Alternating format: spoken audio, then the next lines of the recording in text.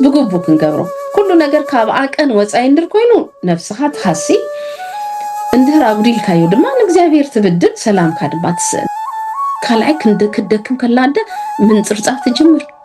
صرفي بز قطعي بز هجي اسو ስለዝገበረ ተመሊሳ ትወቀስ በማዕረ በቃ እቲ ባላንስ ዝሆነ ህይወት ክነብር መታ ንተሐጋገስ አራይ እግዚአብሔር ባረኩም ኩልኩም እንደገና ተአቱ ዘለኹም ቃብ ሰላም መጻኹም ክንብለኩም ንፈቱ መበል 10 ጊዜ ጉባኤ ደቂ አንስትዮ ንገብር ኣለና ብዝሓለፈ ጉባኤታት ብዙሕ እግዚአብሔር ባሪኽና እዩ ብዙሕ ምሄርና እዩ ብዙሕ ድማ ተለዊጥና ለና ክብርን አምላኽ ይኹን ሕጅውን ሚዛን መንፈሳውነትን محلاو ميزان سراح حالت حدارن منفساو أغلوتن أبزبل أرستي لومي نقالينا حفتنا نقالينا دما أدينا ويزارووبي أملاح ردينا لومي قالخ تبلنا كم تقويتا زرداء أبا أشياناس بصالوت كجمرو لنعم بسم آبن ولدن انفس قدوسن حدا أملاح آمين قدوس እግዚአብሔር أملاحنا نابونان أبو بويتانا أملاخنا ملحينا يسوع كريستوس أبو فقري أبو محرت كم زجركا دكخا صويعكا أخاخيبكانا لخامو أملاخي بخنتو دلويني زيت بالقويتا حجل ما بمنفسكا ما أكلنا نقص كبر خوين خركب كسر حاو خان كارما كبابنا كله تكسر زيابيرنا عها زي خبر زبرة كله صد كبل منفسكا جنا بحي بحي ويتا زغبايزي زمدرخزي نعاها احلفنا نهبكالنا نحفتي اريام زبدك تبرحو خلا بكل طبب نسو علن كتبارخا نحفتي وبدما እግዚአብሔር አፋ خفيتا ክትዛረብ ከላ ንስኻ ክትቅድም بمنفساوي برخت زبله بكريستوس يسوس برختካ ክግለጽ በዚ ምሸት እዚ ንጽልያሉና ንምትንሳእ ምኽንያት ይኹን ንምንغغح ምኽንያት ይኹን ንምብርባር ምኽንያት ይኹን ንምጥዓይን ንምሕዋይን ምኽንያት ይኹን وእግዚአብሔር ህዝብኻ አድሕን ርስትኻ ባርኽ ንዘለዓለም ዓለም رأيومن لعلا بلومن سبحات وكبر لسلوس قدوس يدلوهم الآب وولد ومنفس قدوس آب وولد ومنفس قدوس أريك الله جزي يزيني وزلفني ولا عالم عالم آمين بزعبير يمسكن بروح بجماري ورلنا آمين آمين أبا أشي أملاح مسكن اسلازي ناب قدامك في المزمور كن كيدينا كويتاي إذا سنت زخون اللي انت تقبر اللي ويتاي إذا سنت زخون اللي انت تقبر اللي بهيوتي كخبرك وأملاخي بجاها أبزح علي تقاها ناي فقر سبكوينة نحواتي زدقف بتباب زمال علس نمان نمزي عنكف نعاير يوم أحزاب كمسكنو نعاخاب معالتي حاتتا كجبت أخليلكا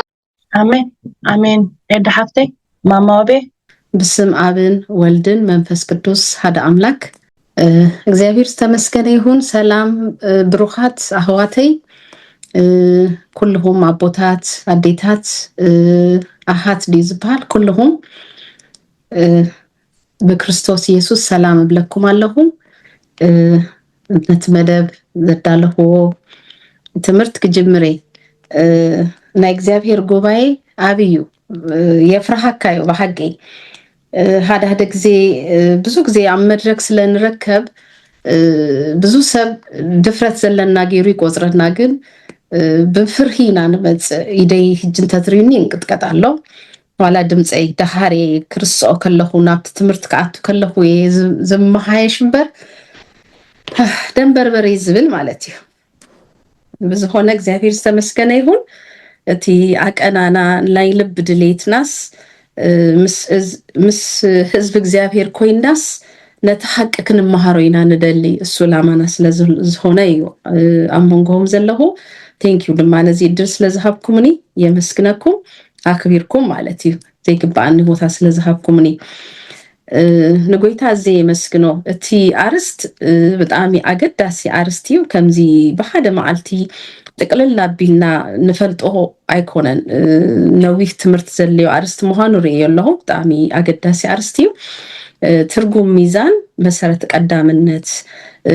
እቲ ምህላው ሚዛን ትብል ሓሳብ እንዲዩ ሞር ዘርእየና እቲ ሚዛንካ ምህላው ንኩለና እዩ ዘፀግመና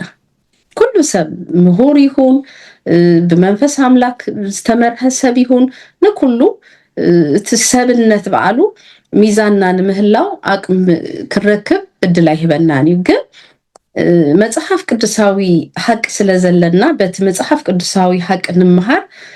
ፍርቄና 50% ንህሉ ንኸውን ፍርቄና 10% ንፉ ሰብ ድማ ክህሉ ይኽእል ዘይገድስ ግን እታ ምህላው ሚዛን ክትብል ከላ ዓለም ሚዛን ትብለና ነገር ኣሎ ጎይታ ድማ ሚዛን ዝብለና ነገር ኣሎ መጽሐፍ ቅዱሳዊ ዝሆነ መሰረት ይናትና መሰረትና ሁሉ ጊዜ ኣብ ህይወትና ባላንስ ሚዛናዊ ህይወት መንባር አገዳሲ መሆኑ ሁሉ ጊዜ ኢና ንማሃሮ ማለት እና መጽሐፍ ቅዱስ ኣብ ብዙ ቦታ ብመጠን ክንነብር ብልክ ክንነብር ይነግረናዩ ይዘካክረናዩ ማለት እቲ መጠን አይናዩ እቲ ልክስ አይናዩ ዝብል ህቶ ሁሉ ጊዜ ኣብ ልብና ክፍጠር ብግዲ አባድና ቀደም ሚዛን ክሪ ከለናስ 50% ነቲ እኽሊ ድዩ ሽኮር ድዩ ገለ ዝምዘን ነቲ ሚዛን እኩል ዝገብረልና ሓፂን ይቅመጥ ኣብቲ መምዘን ይምሽ 50 ግራም ተቀሚጡ 50 ግራም ድማ ሽኮር ትምዝን ማለት ሻንታ ይመጽእ ኢኳል ኮይኑ ንብል እዚያ 50 ኪሎ ያትበሃል ወይ ድማ ግራም ያትበሃል ሕጂ ናይ ህይወት ሚዛን ግን ኮሞ አይኮነን ከመይ ጌርና ንስራህ ንመንፈሳዊ ህይወትና አገልግሎትና ንናብራና ግዜና ብግቡ ንጥቀም እንዳ ሕጂ ንኩልና ተሸግረና ብኸምዚ ሚዛናዊ ገለ ነገር መምዘኒ ንጥቀመሉ አይኮነና ህይወት ሚዛን ማለት እዩ ወይ 24 ሰዓት አለና ነት 24 ሰዓት 8 ሰዓት ንቤተሰብ 8 ሰዓት ንጎይታ 8 ሰዓት ድማ ንስራህ ኢልና ክንመቃቅሎ ንፍትን ግን ኮም አይኮነን እሱም ምልአት ዘለዎ ሚዛን አይኮነን መጽሐፍ ቅዱስ ብዛባ ሚዛን ክዛረብ እንታይ ይብል ምሳሌ 16:10 ሐቀኛ ሚዛንን መምዘንን እዚያ ሓዙለይ ሐቀኛ ሚዛንን መምዘንን ናይ እግዚአብሔር እዩ ኣብ ከረፂት ዘሎ ኩሉ መምዘኒ ከዓ ተግባሩ እዩ ሕጂ እቲ ሐቀኛ ሚዛንን መምዘንን ናይ መን ናይ እግዚአብሔር እዩ እቲ ድማ መምዘኒው ድማ ናይ እግዚአብሔር ተግባሩ ይብል ናይ እግዚአብሔር ተግባር በሐቀኛ ሚዛን ይግለጽ ማለት እዩ ሕጂ እግዚአብሔር ነቲ ግብርታቱ ክገብር ከሎ እግዚአብሔር ኩሉ ጊዜ ይቆነይ ሚዛኑ ድማ ትክክል ማለት ጌጋ ይብሉን እግዚአብሔር ክገብር ከሎ ብልክ ይገብሮ ብልክ ብመጠን በቲ አቀን ትክክል ይገብሮ ማለት ሕጂ ነዚህ ትክክለኛ ሚዛን ዝገብር እቲ ሚዛንም ናቱ መምዘኒ ናቱ ዝሆነ ተግባሩ ድማ ዝምዝን እግዚአብሔር ስለዝሆነ ሃናንታ ይላቶ እግዚአብሔር አዋቂ ነው ይላል አማርኛውና ንስርሁ ድማ ዝምዝን ይላቶ ሕጂ እግዚአብሔር ሕጂ ከሌ መካን ኮይና ከሌ ድማ 6 ወሊዳ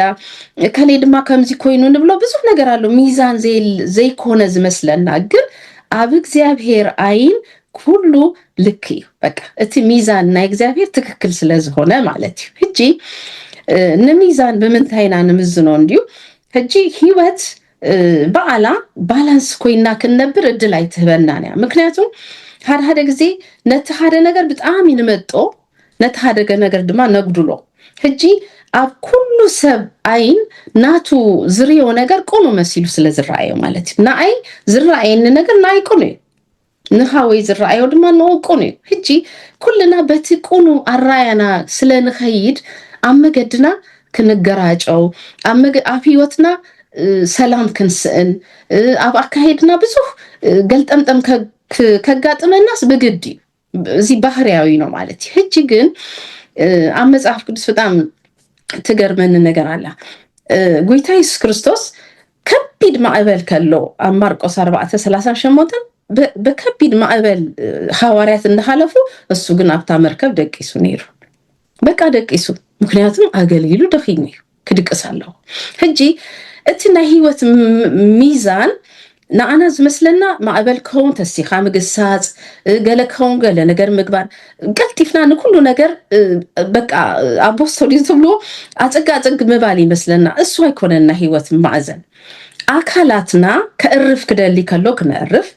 ክንገብሮ ዝግባአና ነገር ክንገብር ዝግባአና ጊዜ ክንገብር እቲ ባላንስ ህይወት ክባሃል ከሎስ ቀዳማይ ክግበር ዘለው አይናዩ ካልአይ ዝግበር አይናዩ ኢልናስ ብምርዳ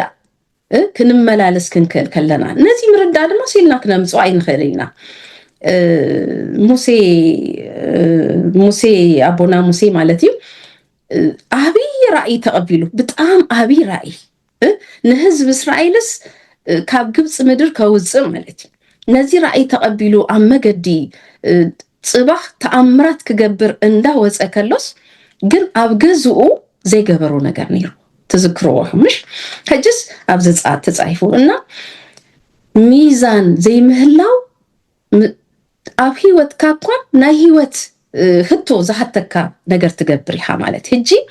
السنة تهز من أزاكا وزة نا إسرائيلس بكر وديو لكزابير نت بكر ودو كوزة إسرائيل كاب قبط مدر أوتيوس كمرخ بأبي رأي زتس نبي አብገዙ ግን ወዶ አይተገረዘን እና ነቲ እሱ ሚዛን ከገብር ዘይ ካለው ሲፓራም ታይጌራ ቀልጢፋ ናይ ባልጩ ብንድነው ድንጋይ ሹል ድንጋይ ሆን ይመስለኝና አልኢላ ገሪዛስ ነቲ ሙሴ ባላንስ ከገብ ናይ ህይወት ባላንስ ሳነሉ ቦታስ እሳ ካቨር ጌራትሉ እግዚአብሔር ድማ አንተው ከምዝበልኩ ሚዛኑ ትክክል አድሎ ዘይ ብሉ ሙሴ ስርሃይስ ከሰርሃለዩ ፌቨር ክገብረሉ አይበለን ናይ ህይወት እድል ከባ አይበለን እግዚአብሔር እንታይ ገይሩ ከቀትሎ ዳሊፍ ታሰል ምን ይነዚ ህዝብ ዝመርሃሉ እዚ ሁሉ ራእይ አሪውስ እዚ ሁሉ መገለጥን እዚ ሁሉ ድርድር ምስ ሙሴ ገይሩስ ድርድር አያተውን እግዚአብሔር ምክንያቱም እቲ ከውን ዘለዎ ቀዳማይ ክንገብሮ ስለዘለና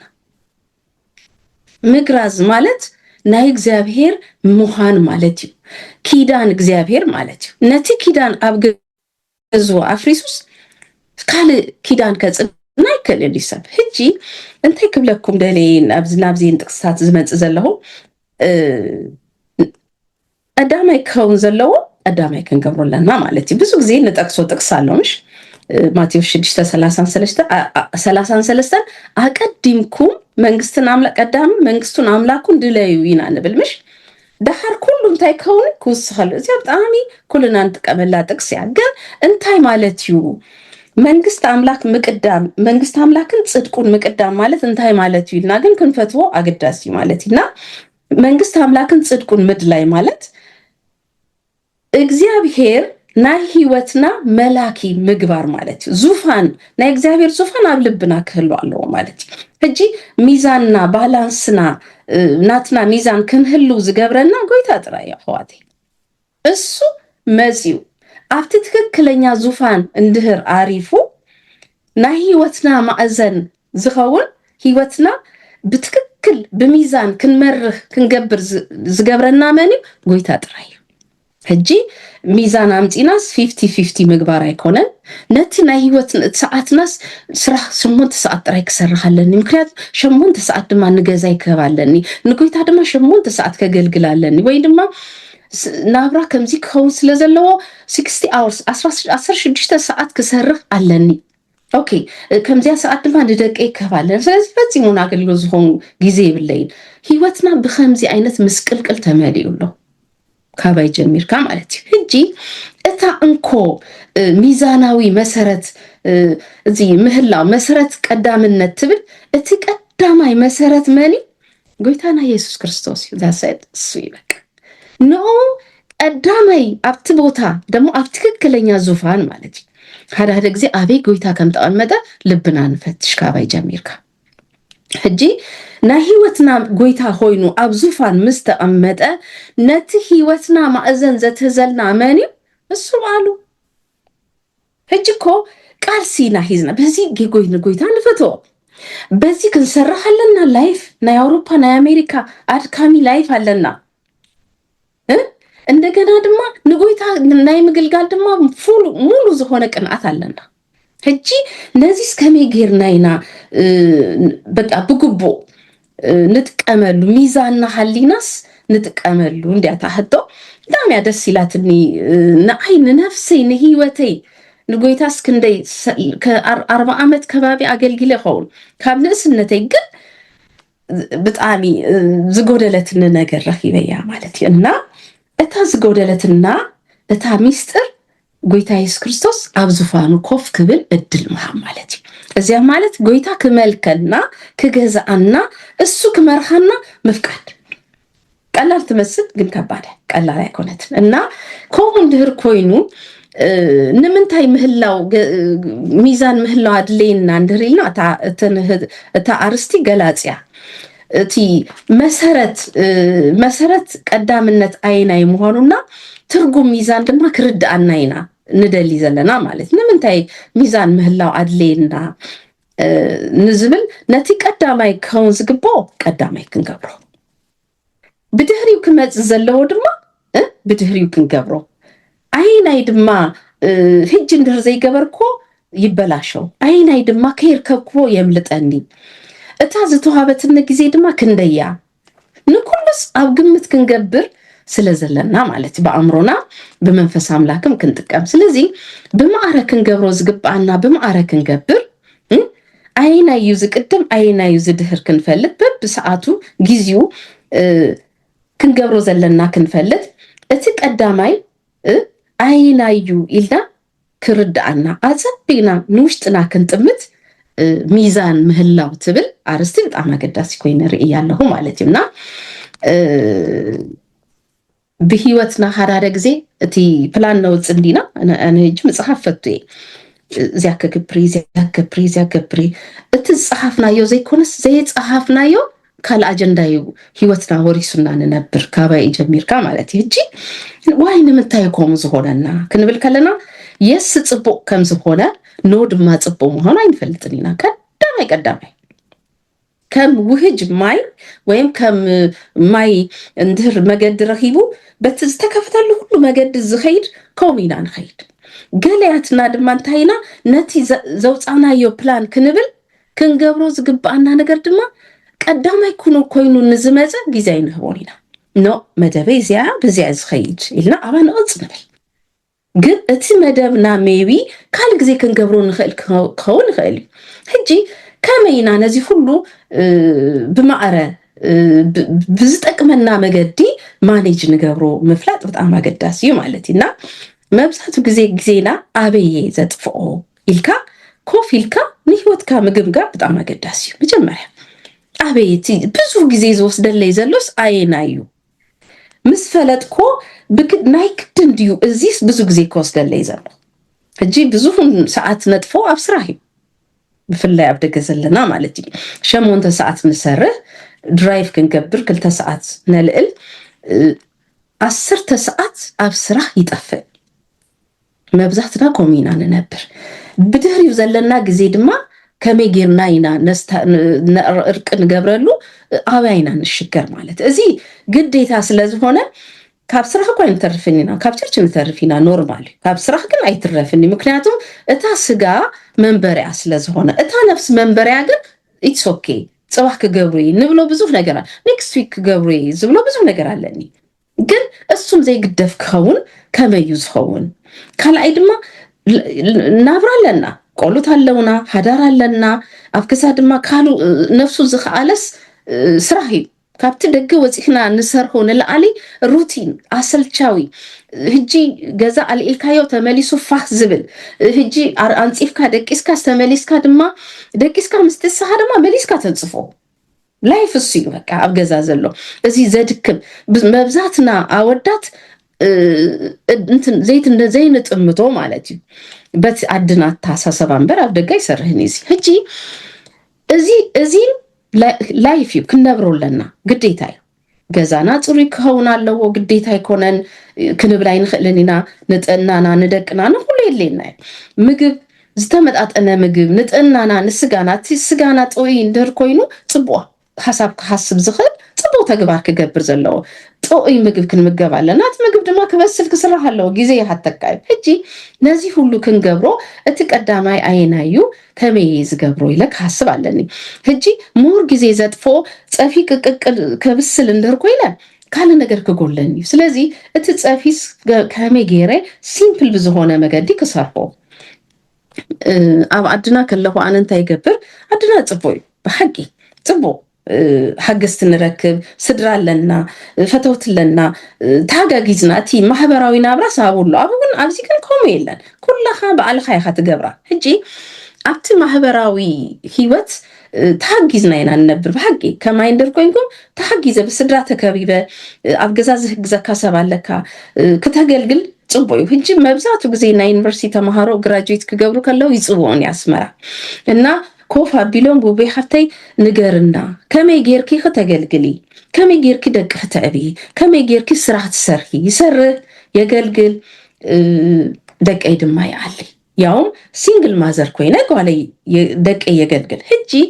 ነዚስ ከመይ ጌርኪ ማኔጅ ትገብርዮ ኩሎም ዝሓቱን ህቶ ዩኒቨርሲቲ ግራጁዌት ክገብሩ ኣክቲቭም ዝያተ ህቶ ክሓቱን ይጽወኒ ሕጂ ኣብ ዓድና ከለና ዝገብሮ ብጣዕሚ ቀሊል ክኸውን ይኽእል ኣብዚ ግን ከምኡ ክገብር ኣይክእልን ኣብዚ ድማ ዘገድደኒ ስራሕ ሰራሕ ኣለኹ ኣብኡ ዝተሓፃፀፍ ስራሕ ሰረሕ ነይረ ናተይ ቢዝነስ ስለዝነበረኒ ብሰራተኛ የስርሖ ኤኒ ታይም ከይደ ኣብ ትርፊ ግዜ ይርዮ ንደቀይ ዝወሃብ ግዜ ይህቦ ኣገልግሎተይ ድማ ብምልኣት የገልግል ሕጂ ኣብዚ ሕጂ ከምኡ ክኾን ኣይክእልን ዓዲ ተቀይሩለ ኣቡ ግን እቲ ምግቢ ምስራሕ እንዲዩ ንደቀይ ካል ሰብ ሰርሓሎም ክምግቦም አይደለን ነይረ ዚያነባ ናተይ ባህርያ ኩልና ከምኡ ክንከውን ኣለና ማለት ኣይኮነን ክሰርሕ ኣለኒ ደቀዮ ሕጂ ዝደልይዎ ክገብረሎ በዓለይ ክገብራለን ግን እቲ ዝመታተር ነገር ግን ካልኦት ገይሮም ላይ ፓክ ገይሮም ክጸንሁን ይደሊ መጽእ ህውስ አቢለ ንደቀይ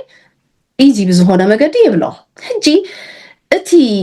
ጊዜ ዝወስደለይ ነገር በብዙ ጥበቤ አነዛጹ ጥበብ ነዚ ጥበብ ድማ ካዳሃር ክነግረኩም ከመይ እግዚአብሔር ጥበብ ይህበና ሕጂ እታ ጥበብ ንደቀይ ጽቡቕ ምግብ ከመግቦም ኣለኒ ጽቡቕ ብጽቡቕ ጥዕና ከኣብዩለይ ጽቡቕ ክራእዩለይ ጽቡቕ ክደኑ ደሊ ጽቡቕ ክመሃሩ ደሊ ሕጂ እዚ ናይ ኩሉ ወላዲ ድሌቲ ዝኾነ ወላዲ እዚ ዝደሊ ግን ከምኡ ክትገብር ጽቡቕ ኢንካም ድማ ከተምጽ ኣለካ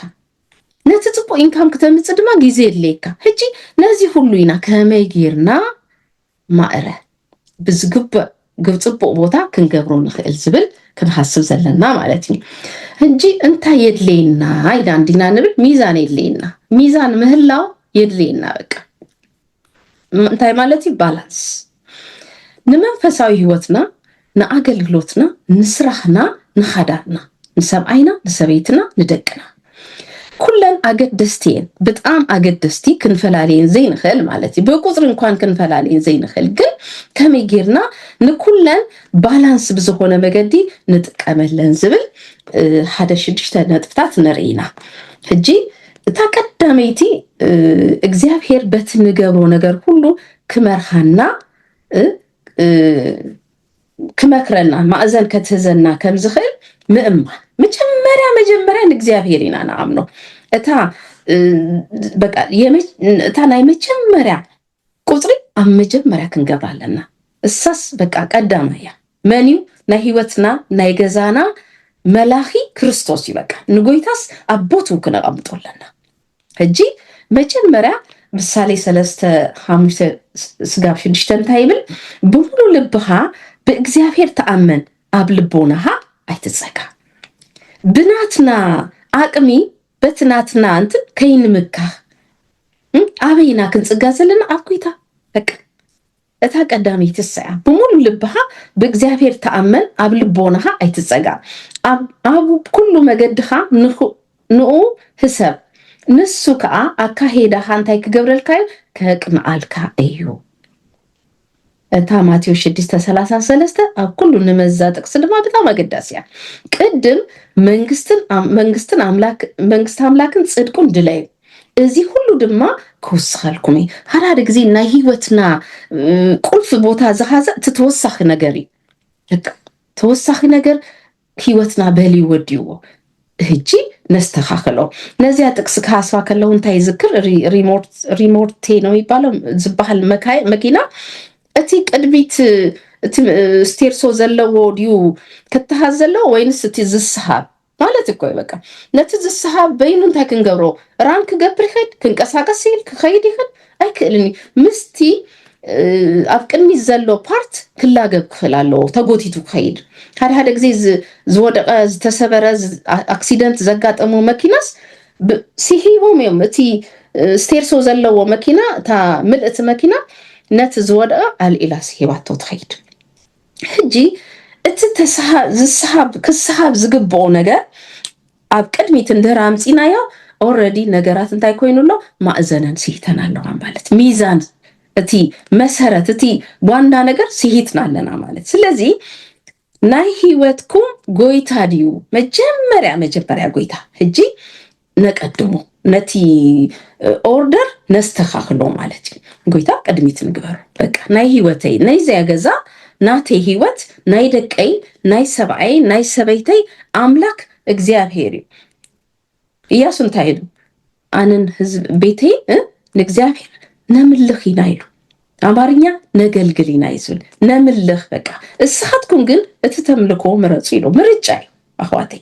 ንጎይታስ ኣብ ህይወትካ ቀዳማይ ምግባር ምርጫ እዩ ትዝክርዎ እንድህር ኮይንኩም ዮሴፍ ዘፍጥረት 39:2 እግዚአብሔር ምስ ዮሴፍ ነበረሞ ንሱ እዩ ዝቀንአሉ ሰብ አይኮነ አይቅንአኩምን ስርሑ ሁሉ ዝቀንአሉ ማለት ዝሰልጦ ሰብ ምዃን ብጣዕሚ ዘቅናዕካ ሓደ ጊዜ ማአስጊርዎ ከመይ እዩ ዝገብሮ ኢልካስ ሓደ ሰብ ህይወቱ ግርም ይብለኒ ኣነ እጂ እቲ ሚስጥር እግዚአብሔር ምስኡ ምዃን እዩ ስለዚ እግዚአብሔር ምሳና ይሁን በቃ እዚያ ክስመረላ ዘለዋ ቀዳሚት ነገር ያ ማለት እዩ ኦኬ ሰዓት አይራኹም ሲል ጀሚረ ተቆጻጸሩ ዲሁም ዳህር እታ ካልአይቲ ክንገብሮ ዝግባአና ነገራት ብጎይታ በኢየሱስ ክርስቶስ ምርሂት ምግባር እግዚአብሔር ክመርሃካ መፍቃድ እጂ ብስዲልና ከባራትና እዚያ ክብሬ እንብል እስኪ ህድኢልና እንደርኪልና ነዊ ሰዓት አይከአልናን ግን 5 ሚኒትስ እኮ ኣብ ህይወትካ ክንደይ ነገር ትቀይር ያ ህድኢልና ንጎይታ መዓልትና ህይወትና ኩሉ ነገርናስ ማእዘን ከተህዘልና ንጎይታ ክንደልዮለና ማለትና ክንገብሮ ዝግባአና ነገራት ብጎይታ በኢየሱስ ክርስቶስ ምርሂት ምግባር ምሳሌ 16:9 ልብ ሰብ መገዲ ይምድብ ንስጉምቱ ግና እግዚአብሔር ይዘቅናሉ ሰብ እንታይ ይገብር መገዱ ይምድብ ይኮ መደብና ውጽይና ኮ ብዘ ይገድስ ናይ ጽባህ ሰባት ዲናይ ኮናን ከይፈለጥና ኳን ናይ ዓመት ቅድሚ ክልተወር ድህር ክልተወር ከም ዝገብረ ድህር ዓመት ንብሊና ጽቦዩ ፕላን ሙፃ ክፋእታ ይብሉን ግን እቲ ዘውፃናዮ መደብ ግን መን ይዘቅናልና እግዚአብሔር ስለዚ ነቲ መደብና ሂዝና ኣብ ቅድሚ እግዚአብሔር ንቅረብ መዓልትና ነንመዓልቲ ናይ ሶሙና ናይ ወርሒ ናይ ዓመት ፕላን ክምህረኩም አይኮነን እቲ ቀዳማይ ዝሆነ ቀዳማይ ከረይኩም እምበር ካባይ ንላዕለይ ምሁራት ይሁም በብዙሕ ናይ ግዜ ማኔጅመንት ተማሂርኩም ወይ ኮርስ ወሲድኩም ትሆኑ እቲ መንፈሳዊ ነገር ግን ፍሉይ ናይ ጎይታ ስለዝሆና ማለትና እቲ መደብ ክነውጽእ ከለናስ እቲ መደብ ዘውፃናዮስ ኣብ ምንታይ ተወኪልና ኢና ክንገብሮ ዘለና ክንገብሮ ዝግባአና ነገራት ብጎይታ በኢየሱስ ክርስቶስ ምርሂት ምግባር በቃ እግዚአብሔር ክመርሃና እድል መሃብ መገድና ነዳሉ እቲ ዘቅን ግን እግዚአብሔር ይብል እንተ ዘይገበርካዮ ብዘይ ነገር ነቲ ዘውፃናዮ እቅድ እንተ ዘይንገብሮ ስለዚህ ገበርናዮ ክንጣ ዘይኮነ ብምንታይ ዘይገበርኩ ትማሊ ከም ዘይገበርኩ እጅ ድማ አይኮነን it's okay ሎማ የተገበረ ጽባህ ንገብረሉ ፕላን ንገብር ንኣምላክ ድማ ነቲ ዝሓሰብናዮ ነገር ፍቃዱ እንድህር ኮይኑ ክገብረልና ፍቃዱ እንድህር ዘይኮነ ድማ እግዚአብሔር ነትናቱ ዝሆነ ሐሳብ ክህበና ምስ እግዚአብሔርስ ክንዘራረብ ማለት በቃ ጊዜ ክንወስድ ነዚ ማእሰይ ዝገብሮ ቆይ እጹ ፕሮግራም ክገብሬ ከምዚ ክገብሬ ከማይ እንድህር ኮይኑ ቆይ ሰለስተ መዓልት ከምዚ እዚያ ምስወድአው ከምዚ ክንብል ከይገበርናዮ ዝሓልፈናስ ብዙሕ ጊዜ ትራሽ ንገብሮለና ማለት ስለዚ ብሓፂር ሓራር ጊዜ ድማ እንታይ ፀገማለና ብጣዕሚ ዝበለፀ ነገር ክንገብር ኢልና ነተነናሽቱ ነገር ንገድፈኒና ንንሽተይ ነገር ምንዓግል ነቲ ዓቢ ነገር ዘይምግባሪ ነታን ንሽተይ መዓልታዊ በቃ ኣብዚያስ ሎሚ ከምዚያ ክብሬ እሳስ ክገብር ድማ ረድኤት ኣምላክ ከምዘለየኒ ክፈልጥ ኣለኒ በቃ ምርሂት ኣምላክ ከምዘለየኒ ክፈልጥ ኣነ መንፈሳዊ ነገር ክሓስብ ኣለኒ ሁሉ ናተይ ናይ ህይወት ማእዘን ብሙሉ መንፈሳዊ እዚ ክሓስብ ኣለኒ ማለት እዩ ካልእ ስራሕ ትምህርት ናይ ቤተሰብ ሓላፊነት አገልግሎትናስ ጥራይ ይመስለና ናይ ኣምላክ ቦታ በቃ መንፈሳዊ ነገር እንሰርሃሉ መጽሐፍ ቅዱስ አውጪና ክንንብብ ጥራይ ወይ ክንጽልይ ጥራይ ወይ ደውልና ምንዳይ ክንገብር ጥራይ ወይ ድማ ቤተክርስቲያን ክንርከብ ከላ ና ጥራይ ይመስለና እሱ ጥራይ አይኮነ ስራህና እቲ ኦፊስ እንሰርሃሉ ዝሆነ ስራህና ናገልግሎት ቦታ ናይ እዚ በጣም ቁልፍ ነገር ይሕዋቴ ክንፈልጦ ዘለና ትፈልጥዎ ይሁም አይኖ ከስምረሉ ስለዝደለው ህጂ ናገልግሎት ቦታስ አገልግሎት ናይ ምክንያቱም ዋላ ዝሆነ ትገብርዎ ነገርስ ንክብር አምላክ ግበሩ ይዝብል ቃል አምላክ ንገብሮ ነገር ሁሉ ስለዚህ እቲ ንገብሮ ስራ አገልግሎት ቦታ ናይ ጎይታ ነገልግለሉ ፍቅርና ነሪየሉ ንክርስቶስ ሼር ንገብረሉ ህይወትና ነማቅለሉ ንጽጉማት ንህግዘሉ ብልብና ድማ ንጎይታ ከም ንገብር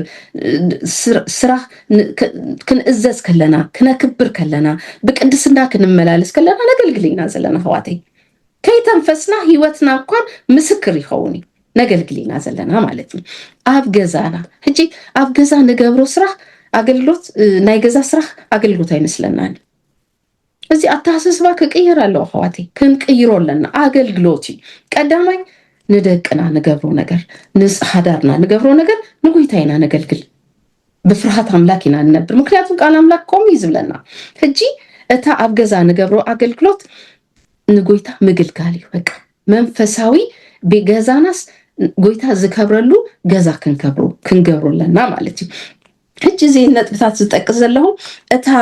ክንገብሮ ዝግባአና ነገራት በጎይታ ኢየሱስ ክርስቶስ ምርሂት ክንገብር መታን ኩሉ ንገብሮ ነገር ብረድኤት አምላክ ብደገፍ አምላክና ንገብር ካብኡ ድማ ምርሂት እግዚአብሔር ከበና መገድና ከቅናልና አይንትና ከክፈት ክንገብሮ ዘለና ክንገብር ማለት እግዚአብሔር ክረዳና እታ ሳልሰይቲ እግዚአብሔር እቅድና ማለት መደብና ክባርኸልና ንጽልይ ምሰውጻና ማለት እዩ ተመሳሳይ ንጽልይ እግዚአብሔር ክባርኸልና ማለትና ምሳሌ 16:3 ታይብል ተግባርካ ንእግዚአብሔር ወፍዮ ሽኡ ሐሳባትካ ክቀውም እዩ እቲ ተግባራትካ ትገብሮ ነገር ሁሉ ንመን ክንሆ ኢላ ንእግዚአብሔር ሽኡ እንታይ ይገብር እግዚአብሔር የቅናልና ተራባይቲ እግዚአብሔር ስራህካ ክመርሐካ ወይ እቅድካ ክመርሐካ ጸልይ ጸሎት በጣም አገዳሲ ጸሎት ደግሞ ቦታ የብሉና ህዋተይ ጽቦዩ ህድኢልና ሳይለንት ቦታ መሪጽና ንገብረሉ ጸሎት አገዳሲ እሱ ይድሊና ግን እንደኸና ኮፊልና ኣብ ስራሕ ቦታ ኣብ ዝኾነ ቦታ ድሌትና ዘበለ ናብ አምላክ ነፍልጥ ንኽእልና ልብና ኩሉ ግዜ ከቃትት ይኽእል ብዘይ መቆራጽ ኩሉ ግዜ በመንፈስ ኦን ክንከውን ንኽእልና በቃ ኮንቲ ዝምድናናስ ምስ እግዚአብሔርስ ኩሉ ግዜ ክኸውን ይኽእል እዚ በህይወት ይዝለመድኩ ይዝነግራኩ የትም ቦታ ዝኾነ ነገር ክገብር ሻሻ ምስ እግዚአብሔር ኮሙኒኬት ክገብር ዝኽእል ለሉ መገድ በቃ ዝኾነ ነገር ዝከብደን ነገር የለ ንምንታይ ኩሉ ናይ ህይወተይ ምትንፋሰይ በአሉስ ናይ ጎይታይ እቲ ትንፋስና እኮ ጎይታ እኮ ይበቃ ስለዚህ أبزخون بوتا كنصلي نخلينا دخان زي مدف جيرة زي كم زي جيرة كنبل بزوف نجر كفتتي مثلا نو كل نجر مسك زعبي كنقبرو نخلينا سلازي مسألة معناتي كنصلي كلنا تا قدامي أبزاك الزارة زدلي نجر كنقبرو زقبعنا نجرات بتي زأكدنا يوم مسرت كنقبرو متى كنصلي علينا እግዚአብሔር ክረዳና ነዚህ ክንገብር ከለና ግን ነፍስና ክንርስ ይብላ ቀዳማይ ቁጥሪ ነፍስኻ ምርሳ የለ ነፍስኻ ማለት በቃ አንነትናስ ነቲ ናአይ ነታ ውቤስ ክርስታ ይብለይና ቀዳማይ ናአ ክዝክራለኒ እንታይ ይዘልያ ውቤ እታ ጸገም ነፍስ አይፈልጣኒ ነትክትምል ናይ ደቅኻ ድሌት ናይ ሓዳርካ ድሌት ናይ አገልግሎትካ ድሌት ክትምል እታ ነፍስኻ ስርሳ እጂ ቀዳማይ ንህይወቴ ክዝክር አምላክ ጸጋ ከበዲ ክጽልይ ያለኒ በቃ ጥና ክህልዋን ውቤ ጥና በጣም አገዳሲ ነው ውቤ አገዳሲ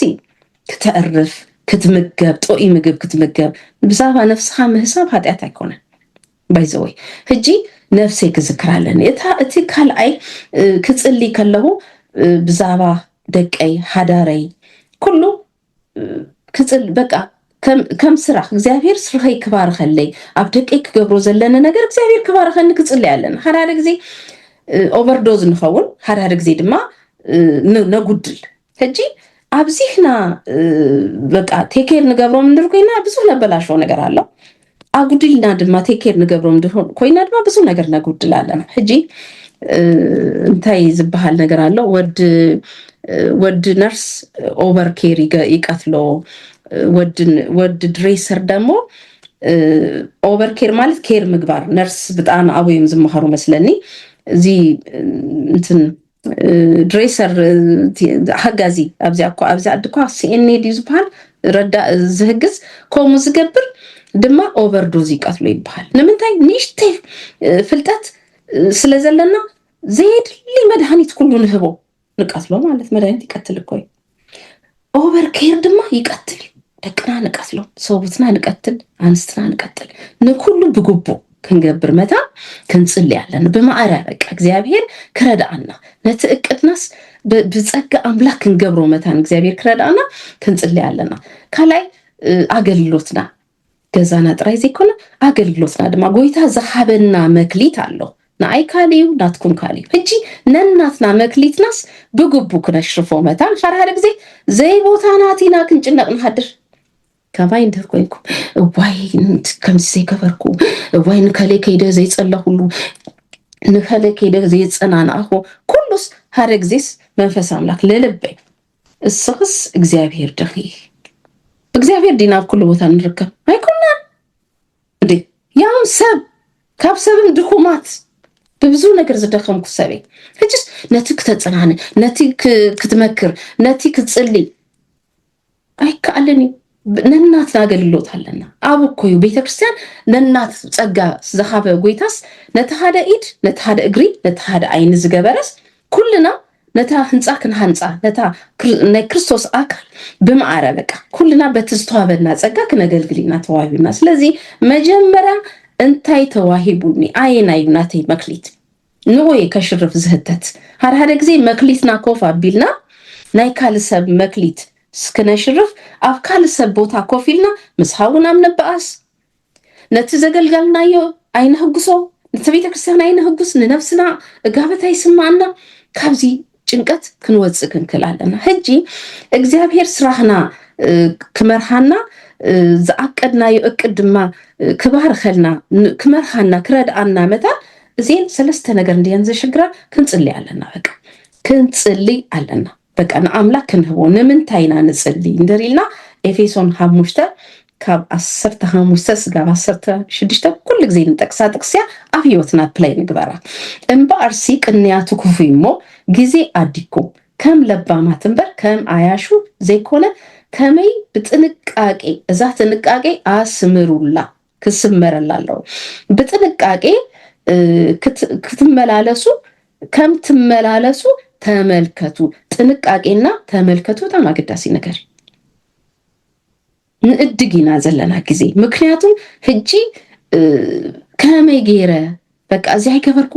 አይከበርኩ እዚህ ጎዲሉ ክንብል ካብ ነፍስና ተንጠልጢላ ካብ ንነብር ጊዜ ክንዕድግ እንድር ኮይኑ ንምንታይና ንዕድግ ካበይና ንዕድጎ እዚህ ሁሉ ክፍታሃለዎ ሕጂ ብሓፂር መዓልቲ ክፈትዋ ይክእልኒ ብደቂቅ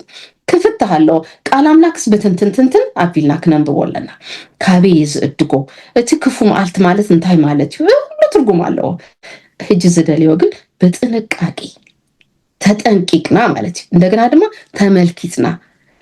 ዘይምልከት ምምልካት ማለት እዚ አይንሃ መርዓ ይኮነና ህዋቴ ብውሽጥ ልብሃ መጥማት ጠሚትና እንታይ ክገብር ኣለኒ እዚ ግዜስ አበይ ክገብሮ ዘለኒ ኢላ ክንጥቀም ክንክላለና ማለት እዩ እዚ ድማ መንፈስ አምላክ ጥራይ ዝረዳና ብጸሎት ምሳሌ 31 ብዙፍ ዝመሃርኳ ሰበይትያ ሕጅሳ ክምህር አይደለኒ ግን ነቲ ዝመደበቶ ዝመጽ መዓልትስ ትሰቆ ይብል በጣም ይዝቀንል ንጽባህ እኳ ትሰቆ ንጽባህ ትሰቆ እኛ ንሎም እኳ ክንሰቆ አይካልና ብቁጭት ሲያሰይ ከበርኳ ወይ ክንብል ካብዚ እግዚአብሔር ይውጻና ነቲ ዝመጽ መዓልትታት ትሰቆ ይብል እንጌራ ትህኪት አይትበልዕን ወገቧ ማለት ነው ትግርኛ ቃላቱ ይከብደኝ በኃይል ትእጣ ቀላጽማካ ተበርት ከመይ አይነት ስትሮንግ ወበንያ በጣም ያትገርመኒ ዚያና ምሳሌ 30 አይደል ሕጂ ነቲ ዝመጽ መዓልቲ ክንሰቅ በሐቂ ንጣሰሉ መዓልትታት ከይህልውና አቀዲምና ነቲ እቅድና እግዚአብሔር ክረዳአና ክንጽልይ ኣለና ማለት ታሃሙሸይቲ እቅድካ ንእግዚአብሔር ክትልውጥ እቅድካ እግዚአብሔር ክልውጦ እንድህር ደልዩ ማለት እዩ ሓደ ግዜ ዝመደብናዮ መደብ ናይ ግዚኡ ከይከውን ይኽእል እዩ አንተይ ጸሎት ኮም ይዘለየና ዝበልኩምና ግን ክቅየር ይኽእል እዩ ሓደ ግዜ ድማ እንታይ ይጽገማሉ ናይ እቅድና ናይ ዝመደብናዮ መደብ ባሮት ንኸው ነው አነሞ በዚህ ዓመት እዚ ጥራይ ክገብር መዲበ ይልካ ኢግኖር በቃ ተአጾ ንመንፈስ አምላክ ነቲ ድምጽ አምላክ ነቲ ሐሳብ ካዝቅይር እግዚአብሔር ሐሳቡ ልዕል ኩሉ ሐሳብ ዝሆነ አምላክ እድል ክንህባለና ብሲ እጂ መደባት አለውና ብዙ ነገር አለና ግን ነቲ ሁሉ ነገር ግን ምጽላይና አብ ጎይታ ምውካልና ንምንታይ ይጠቅመና ዝቅየር ነገር እንደራለው ክንቅይር ከለና ግን ሲልና ከምድሌትና ደሃን በቃ እዚ ጽባህ ከገብሩ እዚ ድማ ገለይልና ዘይኮነ ብልቦና ክንሐስባለና ማለትና ክንቅይር ከለና እግዚአብሔር ካብ ዝደልዮ ቀዳማይ ድዩ ይለክ ሐስባለኒ እዚስ እጂ ዝገብሮ ነገር እቲ ቀዳማይ እግዚአብሔር ዝደልዮ ነገር ድዩ ሜቢ ምስክርነት ከውን ይኽእል እንድር ሎም ዘይመስከር ካሎ እቲ ሰብ ካባኻ ፍንትት ይሉ ከይዱ መኪና ረጊጽዎ ክመውት ይኽእል ቅድሚያ ክንህቦ ዘለና ነገር አለ በቃ ምስክርነት ወይ ድማ ክጽልየሉ ዝግብኦ አነ ጥራይ ድማ ክንጥቀቃላ ዘለና ድማ ኩሉ በአለይ ክገብር በጣም ያተሐሲልና ካልሰብ አብጠው ክጽልየሉ ዝግባ ሰብ እንድራሉ ክንንቀሳቅሶለና ነው ናይ ግድን አይኮነና ነከይደ ክጽልይ ዘለኒ እጂ አነ ጥራይ በይኔ ዝገብሮ ነገር ክቅይር ዘለኒ መደበይ እና ንህይወተይ ካብ ዘለው ዕላማታት ሃደድዩ እቲ ዕላማ ሕጂ ብጽቡ ዝርዳእን እንድር ኮይኑ ካብ ዕላማታታይ ሃደድዩ ኢለስ ክቅይሮ ክእሊ እንድር ግዲ እሱም ዝገብሮ ካብቶም መደባተይ ሃደ እንድር ኮይኑ ክገብሮለኒ አይኮነን ግን ጠጠው ኢለክ ሐስብ ኣለኒ ማለት እዩ እቲ ነገር አገዳሲ አድላይ ድዩ እቲ እቅደይ ክቅይሮ ከለሁ ድማ አነ ጥራይ ደይ ዝገብሮ እሳደጊመያ አነ ጥራይ ደይ ዝገብሮ ካልዲዩ ዝገብሮ ዚን አርባዕተ ነጥብታት አገዳሲያ ገለ ነገር ክንቅይር ከለናስ ጠጠውልና ክንጥምታለና ማለት እዩ እጂ አብዚያም እታ የስና ኖ አገዳሲ መሆን ክዛረቤ ኖ የስ አገዳሲ ከም ዝሆነ ኖ ድማ አገዳሲ አይክእልኔ መባል ክንመሃራለና እዚ ኩሉን አይክእል ዝብል ሰብ ድማ አሎ ኖ ከጨብጭበሉ አይኮነን አም ሶሪ አይኮነን ክገብር እንደሃለ ብስተኻለ መጠን ኖ ዝቅድሞ ሰብ አሎ እሱ መንፈሱ ይፈትሽ ከይዱ ምስ አምላኩ ውሽጡ ይፈትሽ ይገብሮ ዘሎ ቆኖዲ አይኮነን አነ ግን ዝብል ኩሉ ኦኬ እንዳበለ ዝጉዳ ሰብ አሎ ካልአይ ድማ ኩሉ ኦኬ እንዳበለ ዘይገብር ሰብ አሎ አትከክ ዘብለካ ሰብ ድማ አሎ በቃ ደሃን ክገብሮይ እዚ ድማ ከምዚ ክንገብሮ ኣብቲ ኣኺባ በቃ ጽቡቅ ተዛራባይ እዚ ድማ ከምዚ ይብለካ ኣብ ስራሕ ዘይለ ድማ ሰባሉ መቸም ብዙ ነገር አለና ድካም እና እሱ ሁሉ ክእረ ያለው ክገብር ከለው ኣብቲ ዘለኹ ኣኺባ ክዛረብ ከለውስ ኣነጽ ካብታ ኣኺባ ወጽ ክገብራ ደይ ዘይገብራ እንደር ኮይነ ካልሰብ ክገብር እድል ከባለኒ እግዚአብሔር ብዙ ቆሎት አለው ኣነ ጥራይ ኮንኩ ስለዚ እቲ ሓደ ናት ኣነ ዝሽከሞ ዘለኹ ሎድድ እቲ ክብደት የጉድሉ ኣለኹ ኣብቲ ስትረስን ኣብቲ ግዜ ምስኣን ምጭንና ይገድፈለኹ ማለት ይጉድል ኣለኹ ካልሰብ ክገብሮ ዘይክእል እንድር ኮይኑ ድማ ኣነስ ክገብሮ ክእል ደ ኢሉ ድማ ነፍሰይ ካታለኒ ነፍሰይ ጥራይ ዘይኮነ መንፈሰይ ጥራይ ዘይ ስጋይ እዚ ስጋና እኮ ንጎዶ ኢና ዘለና ከማይ እንድር ኮይንኩም እዚ ስጋናስ ይጉዳል ሓደ ግዜ ደቀይ አርፊ ብሎኒ ምክንያት ገጸይ ጥምትዎ ደኺመ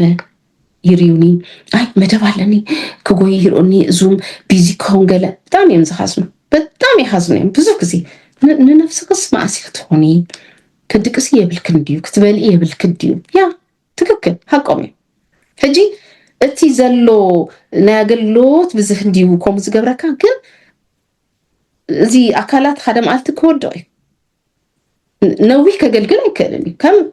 ዝኾነ ንብረት ኮሙ አካላትና ክንሐስቦ ክንገላለና እስታክ ክንከውን ንኽእሊና ክንሃምን ንኽእሊና ክንጉዳ ንኽእሊና ሕጂ እቲ ክገብሮ እንድህር ኮይና ኣነ ነፍሰይ ክሰምዓ ክኽላለኒ ማለት እዩ እሺ እታ ሻድሸቲ ሓሙሽተ በፂሕ ኣለኹ ትከታተሉን ኣለኹም እንዲሁም ኣቦይ ቀሺ እስኪ ምልክት ሃበኒ ኣለና ንከታተለና ጽቡቅ ኦኬ ቀሪበ ኣለኹ ናባኹም ክመጽእ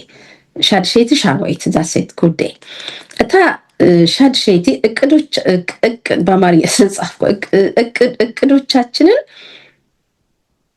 በመንፈስ ቅዱስ ሀገዝን ምርሂትን ክንፍጽም ምድላ በቃ ህጅም ልብና በእግዚአብሔር ጌርና ማለትና ምሳሌ 10:6 ተግባርካ ለእግዚአብሔር ወፍዮሹ ሐሳባትካ ክቀውሚው ይብልምሽ ክደግማይ ሐሳባቴ ክቀውም ይዝደሊ ምክንያቱም ፕላን ገይረ ጽሂፈ እዚያስ ክገብራይ እዚያ ድማ ከምዚ አይለ ዝወጠንኳ ውጥነይ እንታይ ይገብራለሁ መንፈስ ቅዱስ ሀገስ በእግዚአብሔር ረድኤት ነትስራህ ክሰርህ ክዳለዋለን ናብ ተግባር ክቀይሮለን ማለትና ተግባርካ ለእግዚአብሔር ወፍዮሹ ሐሳባትካ ክቀውሚ ነት ተግባርና ንመን ክንወፍዮይና እግዚአብሔር በቃ በዚ እግዚአብሔር ረድኤት እቲ ልብና ዘዕርፍ ነገር ክንገብር አይንኸልና በቃ እዚ በጣም አገዳሲ ነገር ማለትና ነፍስኻ ትቆጻጸሮ ወይ ስርዓት ከተተዞ መገድ ምድላይ ጽቦይ ግን እታ ቁልፍ መገድ ግን ክነግረኩም ዶ ንነፍስኻ ክትቆጻጸር ወይም ስርዓት ከተተዞ በትም ዝመደብካዮ ክትነብር ክትገብር ትደይሌሉ ታ ቁልፍ ኪ እታ ዋና ነገር እግዚአብሔር ክቆጻጸርካ መፍቃድ ታሰይ እግዚአብሔር ክቆጻጸረካ መፍቃድ ፍቃድ ማህቢ እስኻይኻ ህይወት ይትቆጻጸር ከምትናትካ ፍቃድ ከይዲ ዝደሊ ኢልካ ማህቢያ ታ ሚስጥር እሳያ አባይ ታ ሚስጥር አውትና ማለት እዩ ብስተረፈታ ሻበኤቲ ውጽኢት ንእግዚአብሔር ክንገድፎለና ሓደ ግዜ ትውጽኢት ድማ መሊሱ ይጨነቀና ምሽ ወይ ነዚ መዲበ ነይረ ከምዚ ዘይገበርኩ ከምዚ እሱ ድማ መሊሱ ስትረስ ይምጻልናይ ሕጂ አቅምና ክንገብር ዘለና በዚህ ሁሉ ሐሳብ አባኹም ልብኹም ዘሎ በብዙ ሐሳብ ክንገብር ብቅን እና ነብገስ እቲ እግዚአብሔር ክረዳና እቲ መቁጽጻር ፍቃድ አምላክ ንእግዚአብሔር ክንህቦይና ብድህሪው ግን ውጽኢቱን እግዚአብሔር ክንገድፈልዊና ማለትና መገድኻን እግዚአብሔር አማቅቦ ተወከሶ ማለት ይምሽ ንሱ ከስልጠልካዩ ማን ይዘስልጠልና እግዚአብሔር እሱ ጥራይ ይዘስልጠልና ማለትና አሞዳታ አነዝ ተቀመላ በጣም ዝፈትዋ ሁሉ ጊዜ ህይወቴ ማዕዘን ዝገበረት ንጥቅስ ክነግረኩም መዝሙረ ዳዊት 9:10 ጥበበኛ ልብ ምእንቲ ክረክብ ሲ ማዓልት ታተይ ክቆጽር محرني إذا ناي ديلي كل جزء زتليلا أرستيا مالتنا عنجيه نجهو صلوت نجويتا كومي زبلو بك زي مجمريا كتسكله بك زي ما قلتي سهسرح كيا ما قلتيا بقى بحي بلني حسيت كغوس بك እግዚአብሔር ዝሃበና ማልቲ ካብ ድቃስና ካብ አራትና ምትሳና እግዚአብሔር ፌቨር ገይሩልና ያኸዋቴ ካብ ዝሆነ ሰብ ስለዝበለጽና ይኮነን ማልቲ ተወሲሁልና ምህረት አምላክ ስለዝሆነ በቃ ካብ ዝሆነ ሰብ አብ አራቶም ዝተረፉ አለው ከይተስኡ ካብ አራቶም ክትስኡ እንዳደለዩ ዘይተስኡሎ በህማም ዝወደቁሎ ካብ ናብ ጎይታ ዝኸዱሎ ህጅስ እግዚአብሔር ሃንት ማልቲ ኣብ ህይወተይ ከበን ከሎ ንአይ ሓድሽ ማልቲያ ስለዚ ነዚያ ማልቲ እግዚአብሔር ክቆጻረጽ ብትክክለኛ መገዲ ክቆጻጸረኒ ክረዳአኒ ጥበበኛ ልብ ክህበና ክንጽልያለና ማለት ሞርኒንግ ጸሎትና ፍቅርና በጉቡ ክንህብ ድንጋጼና ሀገዝና ኩሉስ በጉቡ ክንገብሮ ኩሉ ነገር ካብ አቀን ወጻይ እንድር ኮይኑ ነፍስኻ ትሐሲ እንድር አጉዲል ካዩ ድማ እግዚአብሔር ትብድል ሰላም ካድባት ስል ምክንያቱም እኛስ ናይ እግዚአብሔር ወኪል ላይና ምድር ዘለና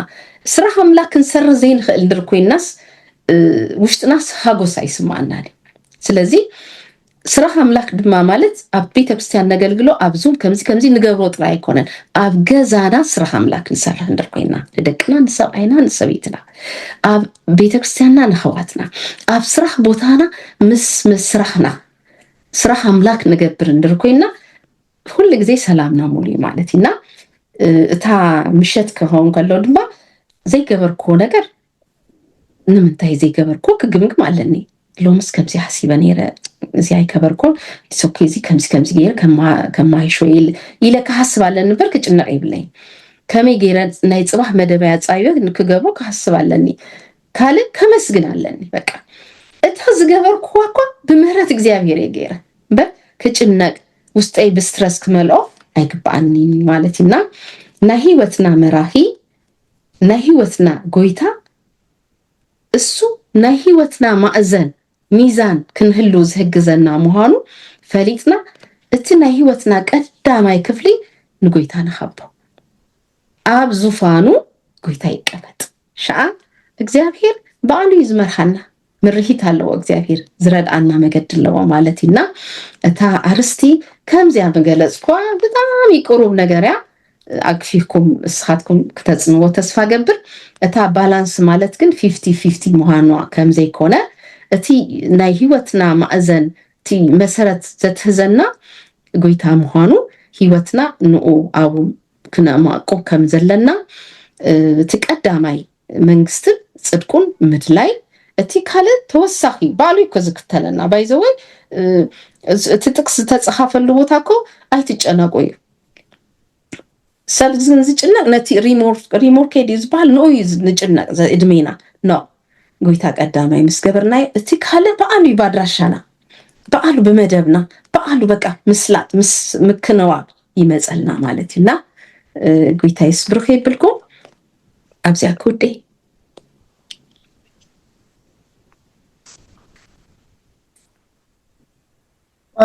ማማ በይ አምላኽ ብርኽ ይብልኪ ብጣዕሚ በቃ ክከረን ጸኒሕ እግዚአብሔር መስገን ንአምላክ አነ መስግኖ ብሓቂ እስቲ ልትዝረዳአና ዘሎ አምላኽ ኣብ ዙፋኑ ስለ ዘሎ ክብርን አምላኽ ይኹን ብዙሕ ነዛ ነፍሰይ ክፍትሻ ጸኒሐሞ ለካ እግዚአብሔር ናብራ ክበካ ከሎ ውልድ ክበካ ከሎ አገልግሎት ክበካ ከሎስ ባዕሉ ስለ ዝገብሮ እዩ ዝበካ ንሕና ክንገብሮ ኢሉ ይኮነን አምላኽ መስገን ስለዚ ንአምላኽ ክንቅድሞ ወይ ድማ ስለዘይ ንኣምኖ ይኮነን ስለዘይ ንአምላኽ ክንኣምኖ ንሓቶ ኢና እኮ እግዚአብሔር ግበሮ ንብሎ ኢና ተሽግርና ግና ምንታይ ኣብ ምጥበባይ ማለት እዩ ንሓቶሞ ግና ባዕልና ቀዲምና ንገብር ዳስዋይ ብኩሉ ነገር ሽዑ ደይነስልጥ ንኸውን ብሓዳር ካብዩ ውልድ ካብዩ ናብራ ካብዩ አገልግሎት ካብዩ ስራሕ ካብዩ ከም ዝበልክዮ ብኩሉ ኣታሒዝና ክንከይድ ብጣዕሚ ዝገርም ብሓቂ አምላኽ ነዛ ነፍሰይ ሰዓት ይኽሪያ ጸኒሐሲ ለካ ብገዛ ኢደየ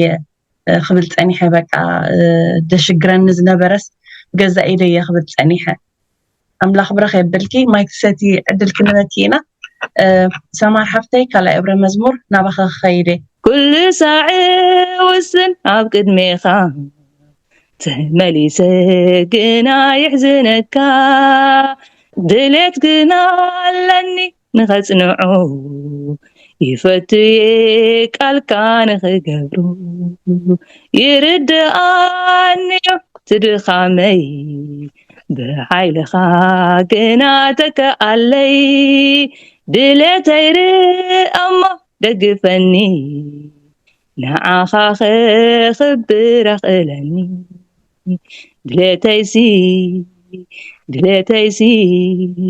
دليتيسي ودليتي أملاخي فقدك خبر يسوسي حري جنة حفتي أخ جمري أنا اللي أرم حفتي عدد ذهبكني مجمرة نجزابير كبري هبو